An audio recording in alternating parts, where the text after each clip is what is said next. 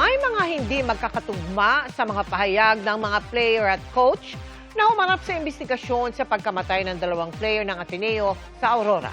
Ayon sa kalihim ng Department of Interior and Local Government o DILG. Pero ayon sa kalihim, posible ring dahil yan sa magkakaiba nilang pwesto at dahil sa tindi ng mga nangyari. Nakatutok si Mariz Umali.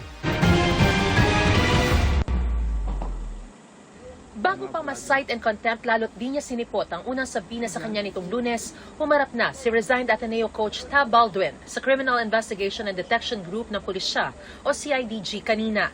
Kasama niya ang kanyang mga abogado para sa fact-finding investigation sa pagkalunod sa team building sa Aurora ni Ateneo basketball players Rene Baterbonia at Divine Adili. He makes 90% of the executive decisions. So yung testimony niya ngayon is very important. Do you see a clear violation on Not his yet. part? Wait till the full report is out. Sir, so ibig sabihin Dumating din sa Assistant Coach Dean Castaño at ang Ateneo Athletics Office Director na si Emmanuel Fernandez na nauna nang humarap sa CIDG nitong Lunes. There are some inconsistencies between what the players said and what the coaches said, pero hindi pa kami tapos. Kasi ibang vantage points eh. Iba yung mga players nasa dagat, yung mga coaches nasa pangpang. So doon lang, kinukuha lang namin yung mga full details, tapos gagawa kami ng conclusive report. We are piecing together the testimony so much makes sense and what doesn't.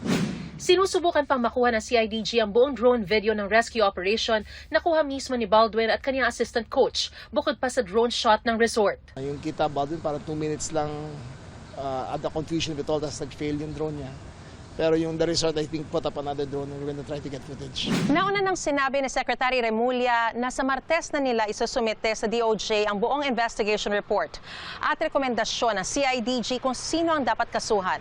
Pero sinabi niya ngayon na kakailanganin pa nila ng karagdagang linggo para tapusin ang buong investigasyon. It will take us a while kasi kulang yung culpability ng institutions, kailangan rin namin mahanap. So we need a full investigation. Hindi nakarating ang presidente ng Ateneo de Manila University na si Father Roberto Yap dahil graduation ng universidad, kaya isinagpi na siya para sa Huwebes. Hindi pa rin nagpapakita ang nag-resign na team manager na si Christopher Epo Kimpo.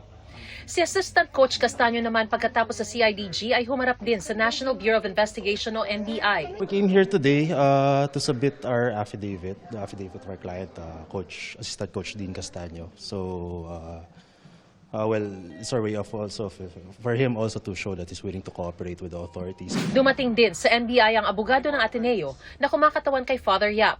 Pero humingi siya ng hanggang June 26 para mabigay ang mga ipinasabpi ng student records at mga dokumento kaugnay ng programa. Bilang aksyon naman ng University Athletic Association of the Philippines o UAAP, ay binawalang lumahok sa anuman nilang aktibidad lahat ng coaching staff ng Ateneo na nasa team building sa Aurora. Yan ay hanggang di tapos lahat ng investigasyon ng gobyerno, UAAP at Ateneo. May hanggang July 15 ang Ateneo para ipasa ang opisyal nitong ulat ukol sa insidente. Nangako ang UAAP ng masusi at walang kinikilingang investigasyon at pagpapanagot sa mga mapapatunayang lumabag. Mariz Umali, Nakatutok, 24 Oras.